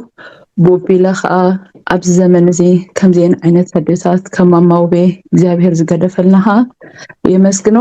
ኣዝዩ ኣገዳስን እዋናውን ዝኾነ ኣርእስቲ እዩ ነይሩ እናተይ ሕቶን ማማዊ ቤት ዘላትኒ ስማዕሎምሽ ንሕና ደቂ ኣንስትዮ ኣብ መንጎ ስድራ ቤትን ስራሕን መንፈሳዊ ህይወትን ዘሎ ኣገልግሎት ሚዛን ክንሕሉ ንቃለስ ኢና እታ ምሕላው ሚዛን ክበሃል ከሎ ግዜ ብማዕረ ጌርካ ምክፍፋል ጥራሕ ድዩ ወይስ ዝዓምቕ ካልእ ትርጉም ከዓ ኣለዎ እዩ ተነኺፍክያ ነርኪ ኢኸ ግን ዝያዳ ክንፅር ስለዝተደለየ እያ ዝሓታ ዘለኹ ርድእት ድያ ማማውቤ እወ ያ እወ ክንክፍ ኣቢለያ እንዴ እታ ብማዕረ ግዜ ምጥቃም ከምታ ዝበልክዋ መንፈሳዊ ነገር ኣገዳሲ እዩ ስራህም ኣገዳሲ እዩ ክንነብር ስለዘለና ንደቅና ሓዳርና ግዜ ምሃብ ኣገዳሲ እዩ ብደቂ ኣንስትዮ ጥራይ ዘይኮነ ኣነስ ብማዕረ ኩልና ባላንስ ዝኾነ ሂወት ኣብ ገዛና ክንነብር እንድሕር ክኢልናስ ንኩልና እዩ ዝጠቅመና ማለት ኢና እታ ብማዕረ ክንጥቀመሉ ዘይኮነ ሳስ ብጣዕሚ ምን እንታይ ክብላ ሮንግ ዝኾነ ታረዳዳያ ዘላትና ከመይና ብማዕረ ንጥቀም ዝብል ሕጅስ ዓይናዩ ኣገዳሲ ብዝብል እንተንትኮ ደስ በለኒ ምክንያቱም ማዕረ ክንብል ከለናስ ክንመቃቅሉ ኢና ማለት እዩ ኩሉ ኣገዳሲ እዩ ኩሉስ ቁፅሪ ሓደ ክንህቦ ንኽእል ኢና ወይ ቁፅሪ ክልተ ክንህቦ ንኽእል ኢና ግን ቁፅሪ ክንህቦ ዘይንኽእል እግዚኣብሔር ናይ ሂወትና መላኺ ምዃኑ ቁፅሪ ኣይንህቦን እዩ ንሱ ብዘየገድስ ኣቦት እዩ ዘሎ ኣባይ ፎከስ ገይረ ተዛሪበ ማለት ኢና መጀመርያ ናተይ ሓሳብ ኣስተያየት ክህብ ከለኹ እታ ንደቂ ኣንስትዮ ኣብ መንጎ ስድራ ቤት ስራሕን መንፈሳዊ ሂወትን እዚ ብጣዕሚ ዓበይቲ ኣርስትታት እየን ሕጂ ስራሕ ከምቲ ዝበልናዮ ፉል ታይም ስራሕ እዩ ሰሪሕካ ትመፅእ መብዛሕትኡ ግዜ እና ገዛ ምስ መፅኻ ድማ ፉል ታይም ስራሕ ኣብ ገዛ ይፅበየካ እንደገና ድማ እቲ ውሽጥኻ ድማ ፅማዕት ኣለካ ክተገልግል ኣለካ ፉል ታይም ድማ ኣገልግሎት ኣለካ ሕጂ ነዚ ክንዕርዮ እንድህር ኮይና ሓደ ነገር ክንገድፎ ዝግባአና ነገር ኣሎ ማለት እዩ ክንስተካክሎ ዝግባአና ብማዕረ ድማ ክንገብሮ ዘለና ሕጂ ናተይ ኣረኣያ ክልተ ነገር ክገልጹ ኣብዚ ሓደ እንድህር ተኻኢሉ ኣዴታት ኣብ ገዛ እንተ ዝሰርሑ ደስ ብበለኒ እዚ ሓሳበ እዩ ናተይ ምክንያቱም ኣደስ ደቃ ተኣሊ ገዛ ኣሎ ሕጅስ ኣብ ገዛ እንተትኾ ሞር ፅቡቅ እዩ ነቶም ቆሉት ግዜ ንምሃብ እቲ ሰዓት ዘይውዳእ ሰዓት ዝሓተካ ናይ ገዛ ነገር ማለት እዩ እሳ ሓንቲ ካልእቲ ድማ ናይ ግድን ድማ ኣብ ገዛ እቲ ገዛ እኹል ኣታዊ ክህልዎ ድማ ብግድን እዩ ሕጂ ክልቲኡ ኢና ክነሰማምኦ ዘለና ሕጂ እንድህር ናይ ሰብኣይና ደሞዝ ነቲ ገዛ ዝኣክል እንድህር ኮይኑ ዝበለፀ ክንእክብ ክንብል ደቅና ከይንከስር ጥዕናና ከይንስእን ምክንያቱም ሰቢና ሓደ ነገር ኢና ክንከውን ዘለና እምበር ክልተ ሰለስተ ክንከውን ኣይንኽእልን ኢና ሕጂ ኣብቲ ፉል ታይም ሰሪሕካ ሳብዚ ፉል ታይም ክትሰርሕ ኣይትኽእልን ኢኻ ሕጂ ክመፅኡ እሱ ኣወዳት እንታይ ይገብሩስ ክንሪዮ ኢና ክዛረቦ ደስ ስለዝብለኒ ሕጂ እንድህር ተኻይሉ እሳ እንድህር እኹል አታዊ ንምንታይ እኹል አታዊ የድሊ ንደቅና ንነፍስና ዘድሊ ነገር ግቡና ክንረክብ መታን ምክንያቱም ገንዘብ የድሊ ጦይ ምግብ ክትበልዕ ገንዘብ የድሊ ጦይ ናብራ ክትነብር ግን ናይ ሰብ አይና ደሞስ ብማዕረነት ገዛ ዝህግዝ እንድር ኮይኑ ናብራና አጽቢና እቲ ክንገብሮ ዘለና ነገር ሓደ ግዜ አሜሪካ መጽ ዝራእኽስ ብዙ ገንዘብናስ አብትራሽዩ ዝድርበይና በጣም ይህዝነንዲ ክጓሃፍ ከሎስ ምግብ ዘጓሃፍና ይመስለና ግን ገንዘብና ንጎብ ዘለና ሓደ ግዜስ ናይ ሾፒ መንፈስ አለው በቃ ከይድካስ ሲልካ ያትገዝ ካምቻ በከዳም ሱሪ ዋይ ይብላነ ንምንታይ ዋጋ ከፊለ የዘምጾ ወፂ ክሰርህ ከለሁ በደቀይ ዋጋ በሃዳራይ ዋጋ ብናተይ ንጠና ዋጋ ይዝገጾ ስለዚህ አብኩም ዝጠፍ ህይወቴ ማኔጅ ገረ ታ ማኔጅመንት ምንም አብኩሉ ያተልይና ገንዘብና ከመጌርና ማኔጅ ንገብር ጥበብ ይልካ ማለት እዩ ባይዘወይ ገንዘብ ካድማ ማኔጅ ክትገብሩ ይጽልዩለኩም ከመዬ ምክንያቱም እግዚአብሔር ይዛሃበና አብግብ ቦታ ክንገብሮ ማለት እዩ ሲልና ንትራሽ ንአርማዲዮ ዝተጻበበ ከዳውንቲ ዝተጻበበ ሓደ ግዜ ኮይን ክደኖኒና ናይ ስራሕ ክዳን አለና በመብዛቱ ግዜ በሃዲዳስን እንትን ተዓጺና ነበር አዋልድ ግን ናይ ሾፒንግ መንፈስ አለና እሱ ድማ ክእረይ ዘለው ማለት እዩ መብዛትና ናይ ኩልና ይዛረብ ሕጂ እዚ አጉዲልና እቲ በታአታዊና ናብራና ክንነብር እንድርተኻይሉ ወይ ፓርት ታይም ወይ ድማ ኣብ ገዛ ስራ ፈጢርናስ እታ ፎከስ ሞር ዝገብር ኣብ ገዛ ደቅና እንተናዓሊ ምበልኩ አነ እሳ ምበልኩ ሕጂ እታ አንተ ይዝጠቃስኳ እሳ መልስ እንያ አገልግሎትም ስራህም ናይ አገልግሎት ቦታዩ ገዛና ምእላይም ናይ አገልግሎት ቦታዩ ሕጂ ነጻጽልና እንደሪናዩ ክብደት ስማዓና ማለት እዩ በቃ አንስ ማአሲ ንጎይታ ዘገልግል በቃ ጊዜ ሲኢነ ማአሲ ዝጽሊ ንብሎ ብዙ ነገር አለና ግን ኩሉስ አገልግሎት እዩ ደቅኻ ምእባይ አገልግሎት እዩ ከመይ ዝበሉ ቆልኡት ክነፍሪናኮ አምላኽ ይመስገን አገልገልቲ ነጽባህን ጎ ቤተክርስቲያን ዝከፍቱ ዝአጹ ለባማት ቆልኡት ነቢ አለና ሕጂስ አገልግሎት እዩ ኣብ ገዛና ዘለው ነገስታት ጌርና ክነውጾም ኢና ማለት እዩ ሕጂስ እቲ ዝበለጸ እድልናስ በቲ ስራሕ ወፊርካ ኮን ገንዘብ ጥራይካ ተመጽዛሰ ገንዘብ ግን ኣብ ገዛ መጽኡ እንታዩ ዝገብር ቆልኡትና ዲዛይን ክገብረልና ክልውጠልና ዲዩ ዘድልዮም ኩሉ ነገር ጌርና አሎም ዶ እንታይ ይጠቅም ሓደ ግዜ ዘድልዮም ክንገብር ከለናስ ቱማች ንልጥጦይና ማለት ስለዚህ ንነገራት ምጥንጥን አቢልና ድማ ሃንት ፕሪንሲፕል አላነ መጽሐፍ ቅዱስ አምና ማለት እዩ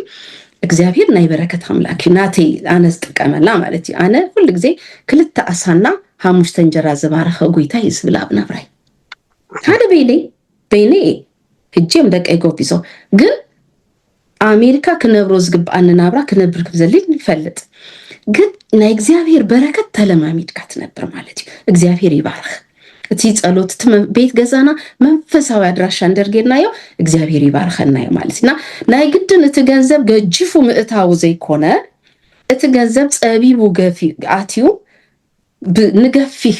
እግዚአብሔር ክባርከልና ይኽእል እቲ መንፈሳዊ ፕሪንሲፕል ይዝ ማለትና አነ ኮም በልኩ ግን እዚ ክብል ከለሁ አዲስ አዋልድ ኩለን ኣብ ገዛ ይቅመጥ አይኮን ዝብል ዘለኹ ሚስ አንደርስታንዲንግ ከይተወስዱኒ ኣብ ገዛ ይቀመጥ ሓደ ግዜ እኮ ናይ ጓል ስራሕ ሞሪ ይከብድ ስለዚህ ወድ ደግሞ ክስር ገዙ ከአሊለው ደቁ ከአሊለው ክግዝ አለው ሕጂ እታ ገዛስ ናይ ኩልና ናይ ፋሚሊያ ደቅና ድማ ስራሕ ክንምህሮም አለና ሕጂ እታ ንጋገያ ዘለና ወለዲ ደቅና ይንምህሮም ኢና ካብ ንእስነቶም ስራሕ ናይ ገዛ ክሰርሁ አለው ክህግዙሎም ካብ ጫሞም ምቅማጥ ጀሚርካ ክዳኖም ምህጻፍ ጀሚርካ አራቶም ምንጻፍ ጀሚርካ አቁሁት ምህጻፍ ጀሚርካ ሕጂ ስዲና ነብዮም ብፍላይ አበሻ ናትና ህብረተሰብ ስለዚህ ብስርዓት ከአብዩ ደቅና ሁሉና ኮ ነት ስራሕ ክነልሎ ከለናስ ይቀልል ሰብአይ ድማ ገዛ አትዩ ክግዛለው ሪሞት ክዝ አይኮን ኖ እሱ 8 ሰዓት ሰሪ መጽሎ እሳም 8 ሰዓት ሰሪ ሃመጽያላ እሳ አትያ ካልኣይ ሽፍት ስራሓ ክትሰርሕ በይና ክገድፋ ይብሉ ክመጸልይ ክገድፋ ይብሉ እድል ከባ እሱ ክህግዝ ኣለዎ ማለት ተሃጋጊስካ እታ ጊዜናስ ክንጥቀመሉ ዝንደለዮ ነገር ክንጥቀመሉ ንኽእሊና ይብል መልሰ ያዴ አግፊሄ ይመስለኒ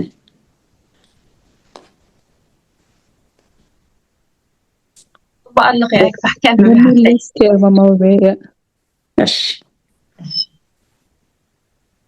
إني عاملة بارك حرق التحفتي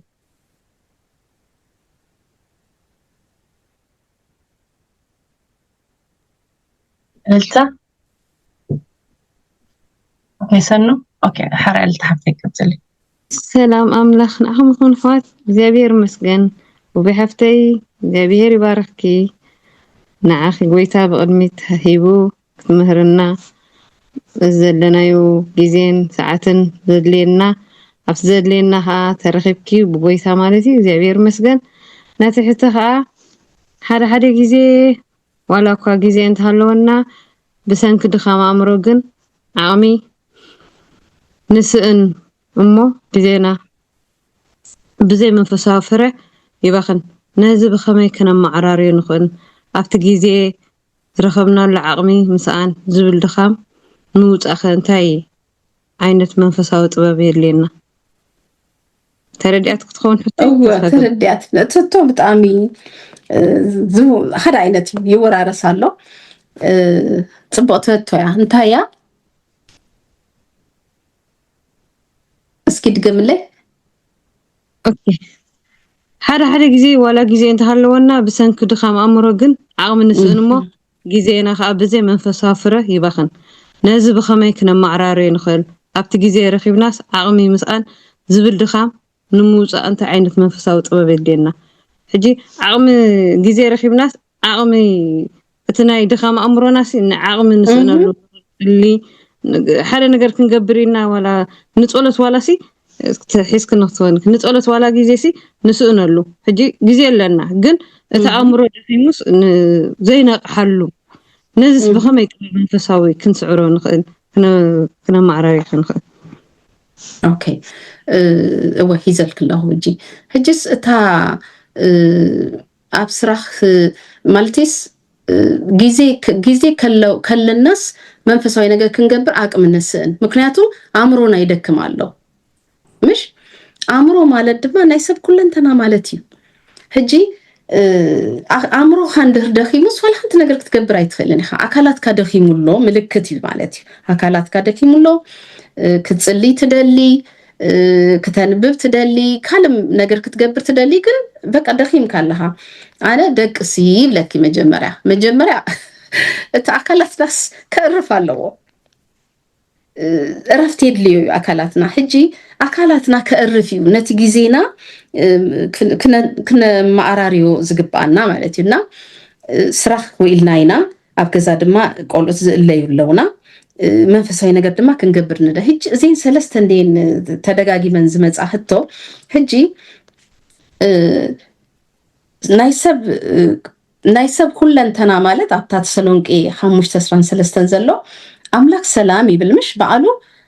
ከአን ኩለንተናኹም ይቀድስ ይሉ እንታይኩም ይብል መንፈስኩም ነፍስኩም ስጋኩም ብዘይ መንቅብ ክርከብ መታን ሕጂ ብዘይ መንቅብ አእምሮና መንፈስና ስጋና በሰላም አምላክ ክምላ በሰላም አምላክ እንድርተመሊና ጥራይና ሰላም ዘለዎ ህይወትን ሰላም ዘለዎ ናብራ ሰላም ዘለዎ ስራሕ ክንሰርሕ ንኽእል ማለት ስለዚህ እታ ስራሕና ከምታ ዝበልኩም አንተው ኢለኩም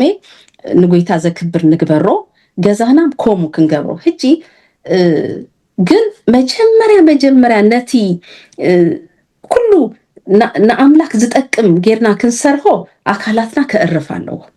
እረፍት አካላትና ደቅስ ዝብለካ እንድር ኮይኑ ክድቅስ አለካ አእርፍ ዝብለካ እንድር ኮይኑ ከተእርፍ አለካ ሕጂ ናይ ግድን ነዚ ክገብሮይ ንብል እንድራለና አካላትና ክመውት ይማል ክንደክሚና መስደኸምና ድማ ሓደ ሰላም ይብልና ህጉሳት አይንኾንና በትንገብሮ ነገር ኩል ግዜ ንነጫነጭ ንኩሪ ንባአስ ባህሪና ይዝቅየር ስለዚህ እንታይ በልኩ አቤታ መንፈሳዊ አገልግሎትን ግን ሞቅ ማለት ከምዚ ጽቦ እንቅስቃሴ ክትገብር ዘይትኽእል ሰላማ ድማ ዘይትሓለወ ኮይና ሚዛና ዘይትህሉ ጓል ምዃን ባህርያዊ ክትከውን ትኽእል እያ ምክንያቱም ነዚያ ሰቤት ሳብ ኩሉ ነእትዋ ኣለና ሓንቲያ ግን 3-4 ኩኒ ንብላ ኣለና ሓደ ግዜ ወዲ ዝገብሮ ትገብር ጓል ኣላ ንፈልጦ ኣለና ሕጅስ እታ አንቶይ ዝበልኳ እሳያ ክደግማ ንተሓጋገስ በቃ እታ ገዛ ናይ ኩልና ገዛያ ክንተሓጋገዝ ኣለና ሕጅስ መጽሐፍ ቅዱሳዊ ሓቅስ ኣብ ገዛና ክንፍጽሞ ኣለና ማለት እዩ ምክንያቱም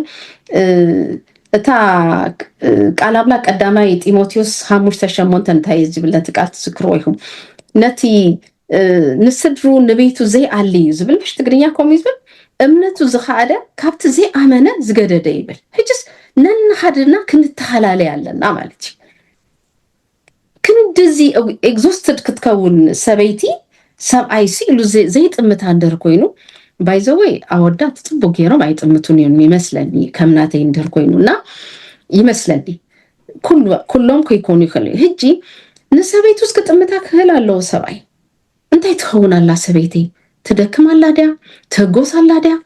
ሰላማ ከመይ ይመስል ጀስት ገዛ ክጸሪ ኣለዎ ምግብ ክዳለው ኣለዎ ቆልኡት ጽሩይ ክኾኑ ኣለዎ ንብል እንድህር ኮይናስ መን እዩ ዝገብሮ እታ ምሳኻ ወፂኣ ሰሪሃ ትመጽእ ሰበይቲ ድያ ኮሙ እሱ ሁሉ ክትገብሮ እንግዲህ ሮቦት ክንገብራ ኢና ማለት እዩ ወይ ሮቦት ኣብ ገዛና ኣለና ማለት እዩ ሕጂ በጣም ተገርመን ነገር ኣላ ኩሉ ግዜ ኩሉ ጌራ መሊሳ ድማ ናይ ኣራት ፍቅሪ ክትህቦ ይደሊ ሰብኣይ ኣነ ብዙሓት መንስያ ስለ ዝፈልጥ ኣይ ናይ ኣካላት እዩ ነቲ ናይ ኣራት ፍቅሪ ክህብ ዝኽእል እስኪ ንገሩኒ ኦልሬዲ ተማጢጡስ ሰላም ሲኢናስ ደኺማስ ህሊና ኣሪብዋ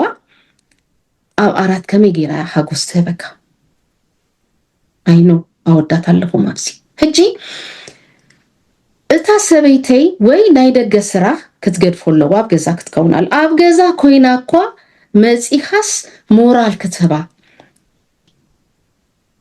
እዋይ ፀብኺ ክጥዕም እውይ ደኺምኪ ወኢልኪ ነቲ ዝገበረቱስ ከተመስግና ትደልያ ምክንያቱም ናይ ገዛ ስራሕ ብጣዕሚ ዘሰልች እዩ ሓደ ግዜ ንስኻ ያቱ እዋይ ስራሕ ዝህግዙና ዝነበሩስ በዲልናዮም ንኸውን እግዚአብሔር ምህረት ክበረለይ ኩሉ ግዜ ይቆም ዝብል ንምንታይ አሜሪካ ሰራተኛ የለና ያው ማነ ደቂ አቤት ስለዝሆኑ ሽፍት ለና ኩልና ስራህና ኢና ንሰርሕ በማዕረ አቆዛ ሐዝብሉ ማልት ነናቶም አለው ገዛ ዘርዝሉ ማል ናተይ መደብ አለኒ መደብና ኢና ነገብር ከይከበደና ነበር ግን ጋሻ መጽኡ ገለን ደርወስ ይኸሉ ምስት ስራሕ ምስት አገልግሎት በጣም ይከብድ እና እንታይ ይዝብል ህጅም ፎከስ ክገብሬ ፕሊስ እታ ክርስቲያናዊ ኣብ ገዛናስ ናይ አገልግሎት ቦታ ይሁን ማለት ንስድራና ንዕለይ እሱ ኮይ መንፈሳዊ ነገር ሰበይተይስ ገዛ ጠውሊ ጉዶ እንተኾንኪ ጠውሊ ክደኺ ንይበል ደቅሲ ህጅ አረፊ ጽቡቅ ኮቦርታት ከድና ኒ አረፊ አነ ነዚ ማኔጅ ክገብሮ አይ ነው ሳም ደኺምካ መጽ ኻለኻ እንዲኻ ግን አጸቢኻ መልካት ጥምታ ህጂ እታ እንኮ መፍትሄ ምትህግጋሳ ካልኣይ ድማ ሓንቲ ዝመክረኩም ኣኽዋት ምንድነው ኣዋልድ ናይ ግድ ናይ ኮነን ኩሉ ነገር ክጸፍፍ ፕሊስ እዚ ኣሜሪካ እዩ ኣውሮፓ ኣስመራ ይኮነን ስሚንቶ ምፍቅፋቅ ግን ገዛኹም ደርቲ ይሁን ኣይኮነን ኣና ኣይፈቱን ይረሳ ግን ክግደፍ ይከኣል ዝኖም ዘይገበርኩ ጽባህ ክገብሮ ኸእለ ግድን ኣይኮነን 3-4 ጸፊ ክቀርብ ዘለዎ ጽቡይ ድር ኩስ ኮይነ ጊዜ ረኺበ ጠረጴዛ ሙሉ ዝመልኦ ለንቅ ነጋሻ መጽያስ ቁርስ ኣነክ ቁርስ ክሰርኸሎ ዓይነት ጌረ ይዝቅል ምክታይ ደቀ ደስ በሎም ዝበሉ ደሊ ጊዜ ክህልወኒ ዘይብላ ይገብርኒ ባዕለን ይገብራ ኣቤቴን ሕጅስ እሱስ ክንለማመዶ ክንክላል ግዴታ ኣይኮነን ኣትዩ በዓሉ እታ ክገብራ ዘለው ንጉሆ ተሲኽን ቁርስ ከተቁርስ ህጊ ያስመራ ኣዴታትና ዝነበርዎ ኣብ ደገ ንደግሞ ኢና ንብል እንድር ኮይናስ ንጋገ ያለና ክንገብሮለና ድያ ክንገብሮለና ሃዳር ግዜ ደም በትጫፍ ወዲ ስራሕ ወኢሉ ደኺሙ መጽዩስ ኣብ ገዛ ወኢላ ስራሕ ተጽንሃሉ ብዙሓት ኣዋልድ ፈልጥ ምንም ነትምርቲና ንዛረወይና ሕጅስ እዚ ድማ ንስድራ ቤቱ ዘይሃሊ ጥቅሲ ቃል አምላኪ እምነቱ ዝኸኣደ እምነትና ኣብ ገዛና ንግበሮ ኣብ መድረክ ኣይኮነን ኣብ ገዛና ብማዕረ እቲ ጥዕና ዘለዎ እቲ ዘይደኸመ ዋልሓንቲ ኣነ ጌረዮ ሱ ጌረዮ ኩልናስ ንገዛናዩ እቲ ሓደ ነቲ ሓደ ቃል አምላክስ እቲ ከፍቅር እቲ ፍቅሩ ክገልጽ ከሎስ ከምዚያ ነፍሱ ገይሩ ይዝብል ቃል አምላክ ከም ነፍሱ ሰበይቱ ዝፈቱ እንድር ኮይኑ ሰብኣይ ሰበይቱ ክግዘ ኣብ ገዛ ስራሕ ክልትዮም ኢሎም ኣብዚያ ይዝዛረብ ዘለኹ ክልትዮም ስራሕ ኢሎም ምስ መጹ እሱ ኣብ ሳሎን ክቅመጥ መብት መን ሂብዎ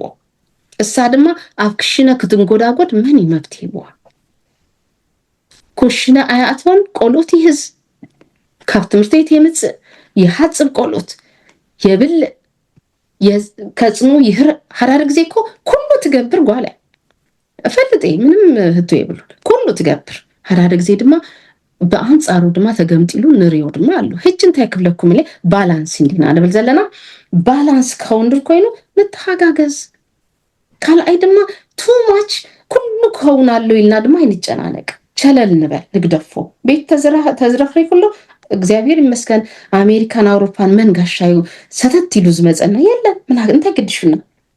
አብስጥ አመና አብረፍትና ወግን እንዳ አለልና መዝሙርና ከፊትና ሰባይን ሰቢት እንዳትጻወትና ነላሎ ነጽሪዮ ገለመለ ኢንጆይ ናብራና ኢንጆይ ንግበሮም በል ናይ ስትረስ ቦታ አይንግበሮ ፕሊስ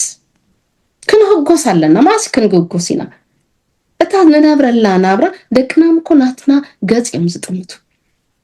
አደይ እንታይ ኮይና ካልኣይ ክንደክም ከላደ ምን ጽርጻፍ ትጅምር ጸርፊ በጽ ቁጣይ በጽ ሕጂ እሱ ስለዝገብረ ተመሊሳ ትውቀስ ሰብኣይ ህጉስ ሕጅስ ፕሊስ እንታይ ክብል ደሊ ብማዕረ በቃ እቲ ባላንስ ዝሆነ ህይወት ክንነብር መታ ንተሓጋገስ ካለ ድማ ንጸሊ ንኩሉ ነገር ጸሎት ጽቦይ እግዚአብሔር ክረዳአና ማኔጅ ክንገብሮ አንቶ ይለኩም አለሁ ንኩሉ ነገር እግዚአብሔር ይረድ ታ መዝሙረ ዳዊት ተስዓን ሃደን በጣም ዝፈትዋ ጥቅስ እንዲያ ኣብ ጸግል እቲ ልዑል ዝሓድር ኣብ ጽላል እቲ ኩሉ ዝኽእል አምላክ ይነብር በቃ ከይድኩም ኣብቲ ጽላል እግዚአብሔር ደቅሶ አኽዋተይ እዚ ገዲፍናዮ ንኸይድ ህይወት ኣብ ውሽጥኩም ሰላም ክትንክፍ እድል ከይትህብዎ ሰላምኩም ክትህልውለኩም ሲምፕል ላይፍ በመንባር በጣም ብዝቃለለ መገድ ነገራትን በመግባር ማለትና ምጽላይ በጣም አገዳሲ እንደ እግዚአብሔር ጥበብ ከበኩም ለምን ይዝብል ቤትና ከመጌርና ማኔጅ ንገብር አነ በጣም በጸሎት ይዛምን ይቅርታ ገበሩልኝ ኩላ ጸሌ ዝገብር ጎይታ ታይ ክገብር እዚ እጽልይ እግዚአብሔር አቅልል አፍክስ ኩሉ ይገብረልና እግዚአብሔርና አይ ዶንት ኖ የግፍሃለሁ ዶ ስሜታዊ ሆናለሁ ዶ አይርዳአንኒ ግን ንተሓጋገዝ መንፈሳዊነት ኣብ ገዛና ነንበራ ነሃዊህ ደንግጽሉ ነሃፍትኻ ደንግጸላ ገጻ ጠምታ ጽቡ ጌርካ ትንፋሳ ስምዓዮ እስኽም ኮሙ ስርሑ ምናልባት ከቢድ ስራሕ ክኸውን ይኽእል እዩ ኣብ ገዛ መጽኡ መሊሱ ከግዘኪ ኣይትጸበዮ ሜቢ ናይቲ ይሰሪ ይኸውን ከድቅስ ነገራት ኣጣዕምሉ በቃ ሳይለንት ደቅስ ደቁ ቆሎት ከይርብሽዎ ሕጅስ ነናሃድናስ ንተሓላለይ ምስ ደኸምካስ አካላትካስ ናይ ግድን ክደክም ነገራት ከበድ ክበዝህ ከሎና አበን ክልተ ነገር ክዛረብና ናብ ጸሎት ክንከይድ መኪናና ዘይት ክትውድ ከላ እንታይ ኢና ንገብር ንቀይረላምሽ እታ ዘይት ምውዳ ማለት ግን እቲ ዘይት ኮሎ ግን ክወጽ እንድህሪእኹሞ ጸሊም ኮይኑ ጸለሎ ኮይኑ ይዝወጽና ህይወትም ኮሚዩ ክቅየ ማለትስ ክንህድሶለና ድካም ነቲ ዝደከማ አካላትናስ እረፍት የልዩ እና አቡ ንተሓጋገዝ ሰብአይን ሰበይትን ክብል ደልኤ ካለ በቀዳማይ ሰማኳስ ደስ በለትንስ ፈረስ ብዙ እንዲሁ ዘገልግል ከይደኸመ ከም ዝደኸመ ዝፍለጥ ኢሎም በጣም ዝሰዓትኒ ኣብ መንጎ ኣስፋልት መኪና እንዳኸደ ጠጠው ይብል ኢሎም እዚ ማለት ናይ መወዳታ ደኺመ ኣለኹ ማለት እዩ ኢሎም በቃ ዛሰ ሕጂ ክሽከም ኣይክእል ዋልሃንት ክገብር ምንድነው ክጋልብ ኣይክእልኒ ማለት እና ሸዓቶም ዋናታት ቴኬር ይገብርዎ ሕጂ ነንሃድና ቴኬር ንገባበር ፕሊስ ንተሓጋገዝ ብዙ ክብሎ ዝደልዮ ነገር ነሪርኒ ሰዓት ኩስን ስለዝሆነ እዩ ነንሃድናስ ንጠማመትሞ ንተሓጋገዝ ተሓደ ነተሓደ ይሕግዞ ሓደ ግዜ ባህሪ ክቅየር ከሎስ በቃ መንፈሳዊ ነገር ዘጥፋአና ይዝመስለና ግን ስጋና ደኺሙ በቃ ይደክም አእምሮ ይደክም ሸዓጥና ምሳንካ ሞትም እኮ አለው ብሞት እኮ ትፈላለይካ ምስ ደኸምካ አሜሪካ ሱይና ንሰምዕ ክንደ ዓመት ደኺሞም ሰሪሖም ከይዓረፉ ብዙሃት ይኸዱ ሕጅስ ነትስጋናስ ንከናከኖ ክብለኩም ኢለይ ተባረኹ ማማወቤ ብዙሕ ኢና ነመስግነኪ ክብሪና ኣምላኽ ይኹን ከም ዝደለ ክብርኑ ይኹን ምስጋና ይተብዝሑ ዝሃበና ነኖ ክብሪ ኩሉ ሰዶ ብረገጽ ግን